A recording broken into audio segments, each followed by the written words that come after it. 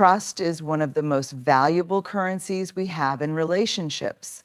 It's the foundation upon which meaningful connections are built, a delicate balance of vulnerability and reliability that we extend to others in the hope it will be honored. Trust is not just a nice idea, it is a sacred bond. It's the thread that weaves relationships together, the invisible glue that holds partnerships, friendships, and communities intact. And yet, it's also one of the most fragile things we possess.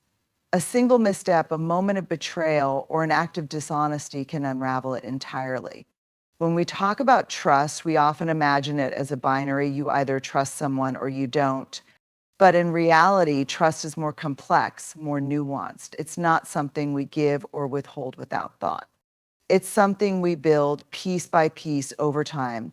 It grows through small, consistent actions that prove reliability, honesty, and care. It's the way someone shows up for you when they say they will.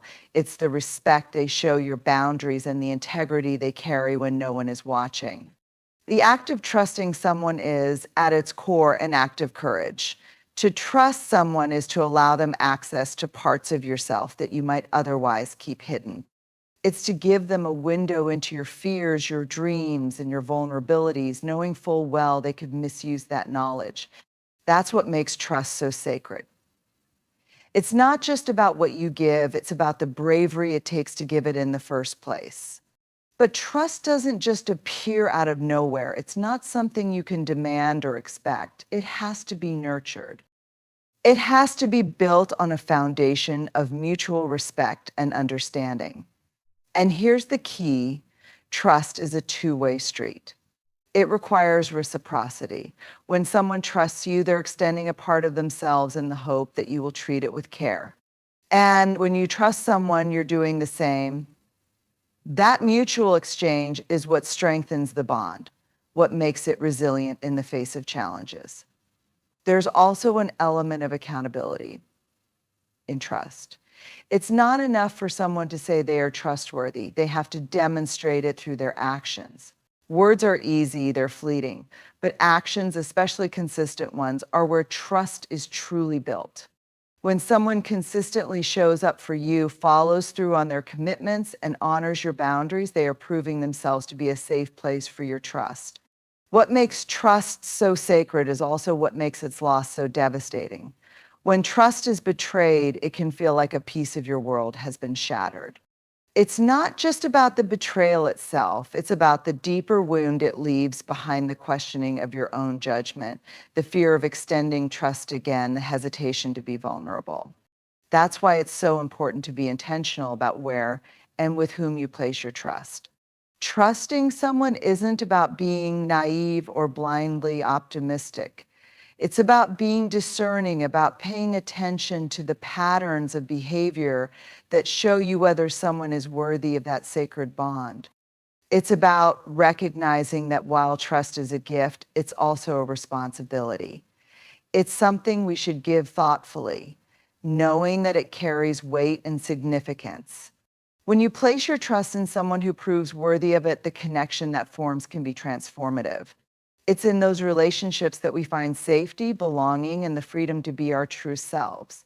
Trust, in its purest form, is a testament to the beauty of human connection, to our ability to hold space for one another in ways that are both powerful and profound. Recognizing patterns in behavior is one of the most important skills we can develop when it comes to trust. Trust is not built on isolated actions or single moments of connection. It's formed through a series of consistent behaviors over time. These behaviors tell us who someone is and what we can expect from them. They are like breadcrumbs leading us to a deeper understanding of whether someone is safe to trust or whether we need to exercise caution. It's easy to get caught up in words, promises made, reassurances given, and the stories people tell about themselves. But trust is rarely about what people say, it's about what they do. Words can be persuasive, even comforting, but they don't carry the weight of action. When someone consistently shows up, honors their commitments, and demonstrates integrity, their actions align with their words. that alignment is the foundation of trust. On the other hand, when someone's actions contradict their words, it creates a disconnect. That disconnect is often a signal that trust may not be warranted. Recognizing patterns means paying attention, not just to what people do when things are easy, but to how they respond when things are hard. How does someone handle conflict? Do they take responsibility for their part, or do they shift blame? Do they listen with an open heart, or do they react defensively? Trustworthy people don't shy away from accountability. They own their mistakes, learn from them, and make an effort to repair any harm they've caused. That kind of accountability is a clear pattern of behavior that builds trust. On the flip side, there are also patterns that should raise red flags. For instance, if someone frequently deflects blame, avoids difficult conversations, or dismisses your feelings, those patterns suggest a lack of emotional safety. Trust requires a foundation of respect and empathy. And when someone's behavior repeatedly undermines those principles, it's a sign that they may not be capable of holding the trust you offer them. Another important aspect of recognizing patterns is observing how someone treats others. How do they talk about people who aren't in the room? How do they handle relationships that are no longer serving them? Do they approach these situations with respect and honesty, or do they resort to gossip, manipulation, or avoidance? The way someone treats others is often a reflection of how they will treat you. Trustworthy people approach all their relationships with consistency and integrity, regardless of the circumstances. Sometimes our desire to trust someone can cloud our ability to see the patterns clearly. We want to believe the best in people to give them the benefit of the doubt. While this is a natural inclination, it's important not to ignore the evidence in front of us. Patterns don't lie, they reveal the truth of who someone is, even when their words or intentions tell a different story. Recognizing patterns also involves self-awareness. We need to reflect on our own tendencies and the stories we tell ourselves about trust. Are we drawn to people who exhibit certain behaviors because they feel familiar, even if they're unhealthy? Do we overlook red flags because we're afraid of being alone or because we don't want to seem unkind? Developing the ability to recognize patterns in others starts with recognizing our own patterns.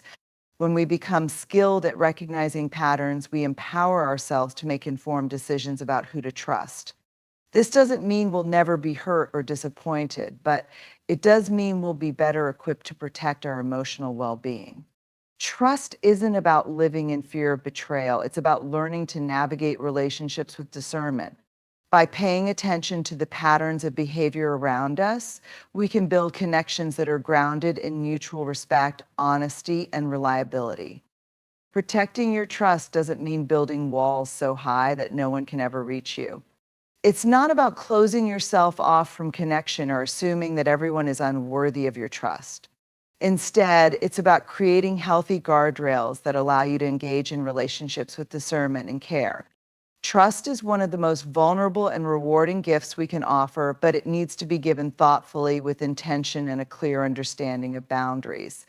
Guardrails are not barriers meant to shut people out, but boundaries that keep your heart safe while still allowing others to come close.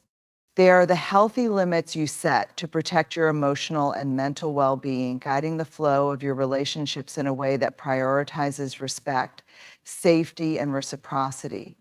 These boundaries allow you to navigate the complexities of human connection without losing yourself or compromising your values. Guardrails begin with knowing yourself, understanding your values, your limits, and your non-negotiables. When you're clear on what matters most to you, it becomes easier to identify behaviors or dynamics that align with those values and those that don't. Self-awareness is the foundation of setting boundaries that protect your trust. It's not about rigidly enforcing rules. It's about honoring what you need to feel secure and respected in a relationship. The challenge many of us face is the fear of being perceived as cold, unkind, or untrusting when we establish boundaries. We worry that setting limits might push people away or cause conflict. But the truth is, boundaries are an essential act of self-respect. And the people who genuinely value you will respect them too. Those who resist or push against your boundaries are often the ones who benefit from you not having any. Trustworthy people don't see boundaries as a threat. They see them as an opportunity to deepen the relationship by ensuring it's built on mutual respect and understanding. Creating guardrails is also about learning to recognize the difference between being open and being vulnerable. Openness means being willing to share, connect, and engage with others.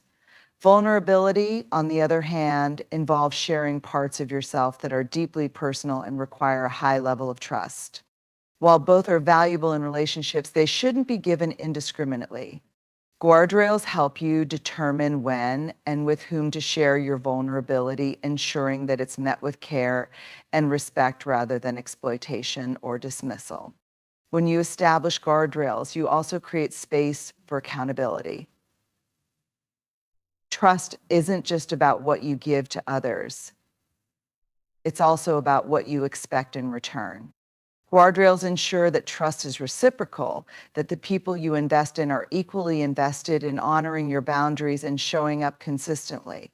They help you avoid the imbalance that often occurs when trust is given too freely or without clear expectations. Guardrails are not just about keeping others in check, they're also about holding yourself accountable. They remind you to listen to your intuition and pay attention to the patterns of behavior that reveal whether someone is trustworthy.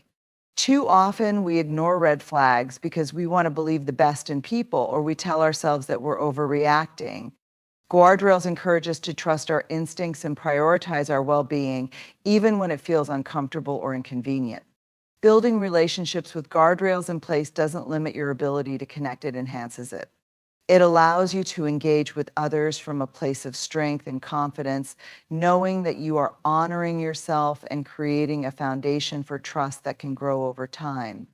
Relationships that flourish within the boundaries of mutual respect and accountability are more authentic, more fulfilling, and more resilient. Guardrails don't make you less trusting, they make your trust more meaningful. The cost of betrayal is something that runs deeper than words can often describe. It leaves marks on the heart and mind, shaping the way we approach trust and connection in the future. Trust is such a precious and fragile thing because of the investment it requires. It isn't something casually given, it is built slowly through shared experiences, vulnerable moments, and consistent actions. When that trust is betrayed, it can feel like the foundation of a relationship has crumbled beneath you, leaving a mix of pain, confusion, and self-doubt. One of the most devastating aspects of betrayal is the ripple effect it creates. Betrayal doesn't just affect the relationship in which it occurs, it impacts how we view ourselves, others, and even the world. Suddenly, things that felt safe and reliable can feel uncertain and threatening. Betrayal has a way of making us question our own judgment, our ability to discern who is trustworthy, and whether we are too naive or forgiving. It shakes the confidence we have in our instincts and makes us wary of extending trust again. The emotional toll of betrayal is significant. It often brings feelings of anger, sadness, and a profound sense of loss. The person or relationship we thought we could rely on is no longer the same. And that loss is not just about the betrayal itself, it's about the loss of the vision we had for that connection. It's the realization that what we believe to be true has been taken away, and we are left to reconcile that reality with the emotions we are experiencing. Betrayal can also carry a sense of humiliation or shame, especially when the trust we extended feels like it was misplaced. We might ask ourselves why we didn't see the signs or why we allowed ourselves to be vulnerable. This self-blame is one of the cruelest parts of betrayal because it adds an extra layer of pain to an already difficult experience. It makes us feel complicit in our own hurt, even though the betrayal is never the fault of the one who is trusting. There's also a sense of isolation that often comes with betrayal. Trust is at its core about connection, and when that connection is broken, it can feel like we're left standing alone. We might hesitate to share our feelings with others out of fear of judgment or because we feel that no one can fully understand what we're going through. This isolation can make the experience even more painful as it reinforces the idea that trust is dangerous or that vulnerability leads to hurt. Despite its challenges, betrayal offers an opportunity for growth, though that growth often comes at a heavy cost. It forces us to examine the dynamics of our relationships and the patterns that led to the betrayal. It encourages us to reevaluate our boundaries, our expectations, and the way we approach trust. While these lessons can feel harsh, they also empower us to build stronger, healthier relationships in the future. One of the most difficult parts of betrayal is the process of healing. Healing doesn't mean forgetting or pretending the betrayal didn't happen. It means allowing ourselves to feel the full range of emotions it brings and working through them at our own pace. It means learning to forgive not necessarily the person who hurt us, but ourselves for being human and for trusting in the first place. The cost of betrayal is high, but it also serves as a reminder of just how valuable trust is.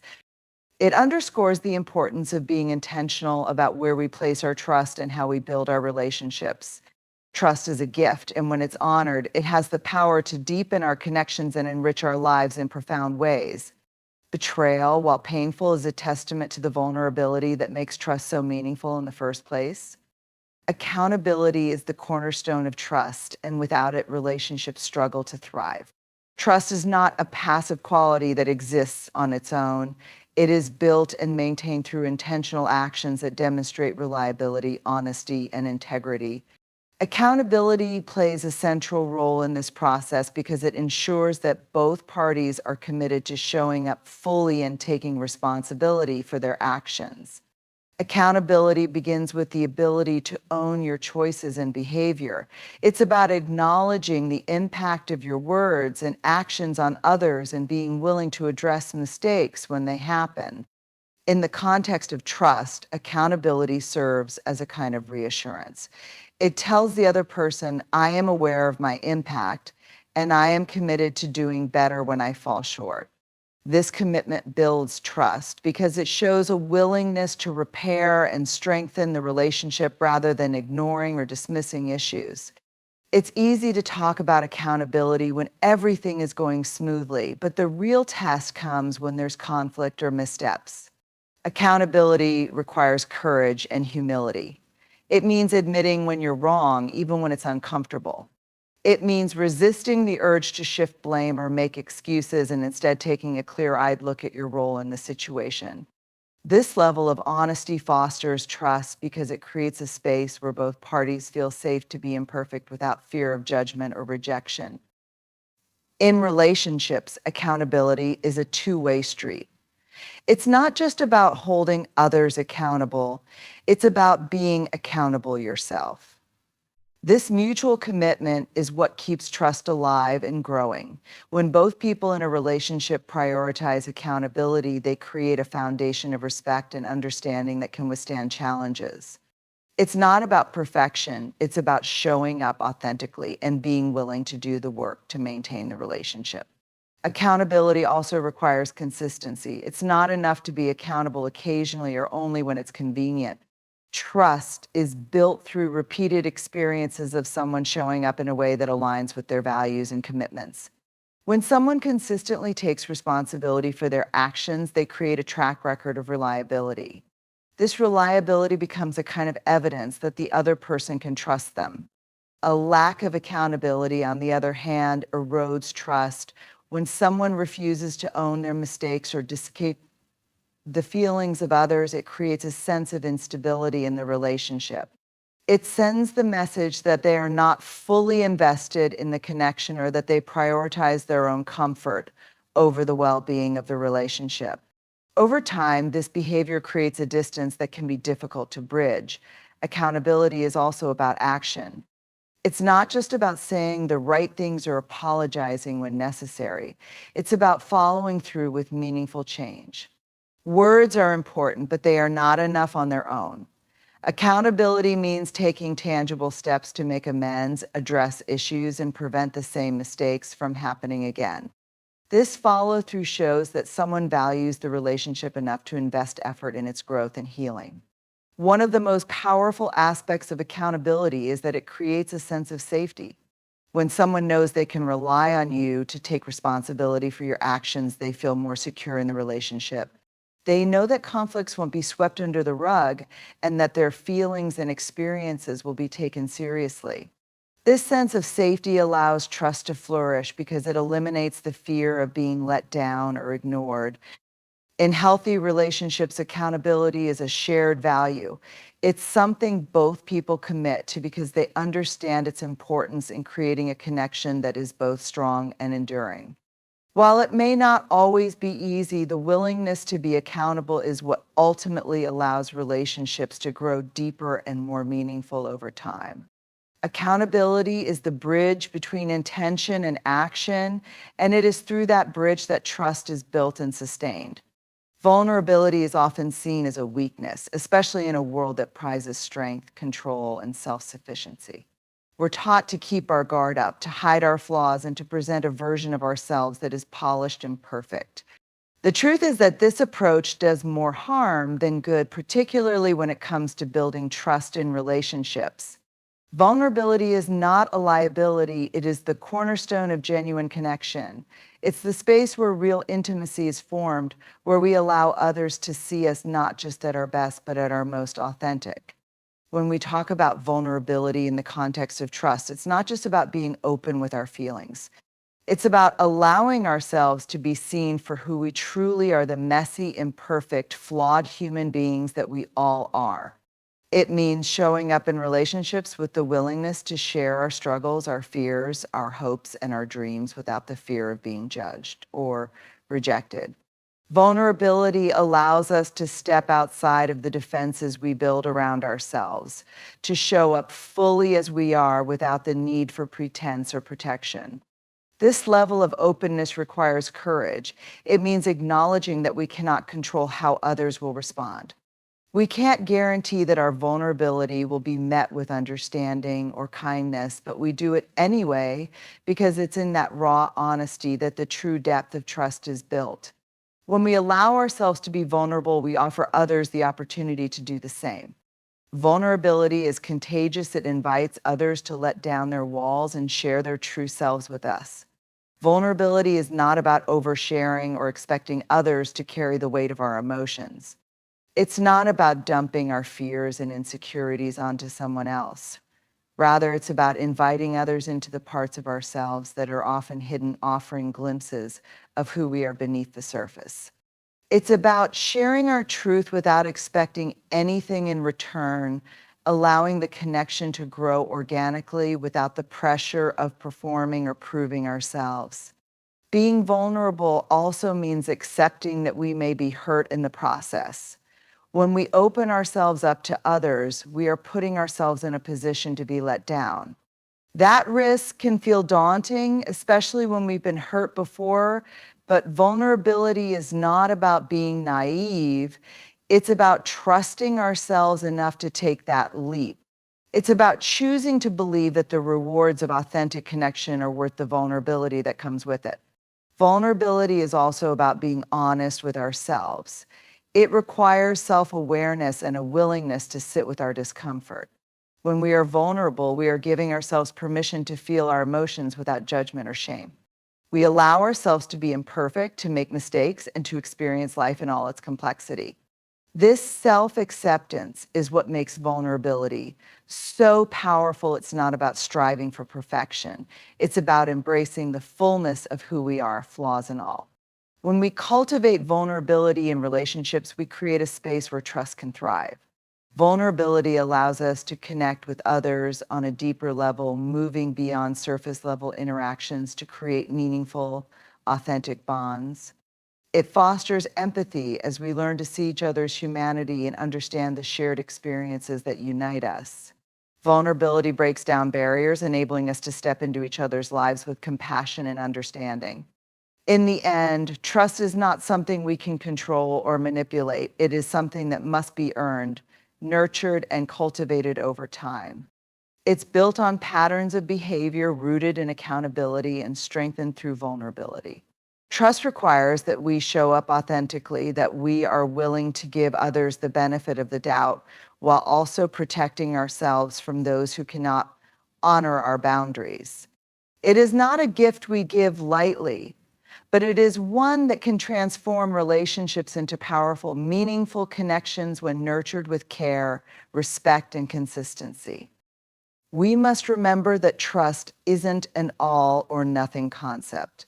It's a dynamic, evolving process that requires effort from both sides. We all make mistakes, but it is how we repair, rebuild, and demonstrate our commitment to growth that determines the strength of our relationships. And while it's true that betrayal can have a lasting impact, it's also true that trust, when honored, has the power to heal, rebuild, and create connections that are deeper than we ever imagined possible. Ultimately, the act of trusting is an act of courage. It requires vulnerability, honesty, and an openness to risk. But it also offers the potential for incredible reward, connection, understanding, and the richness of shared human experience. Trust, when built on a foundation of integrity and accountability, can withstand even the most difficult of challenges. And when we extend that trust to others, we are not only building relationships, but also creating a space where healing and growth can take place. The strength of our connections depends on the trust we choose to foster. The question is not whether we will trust again after experiencing betrayal, but how we will trust in a way that is both courageous and wise.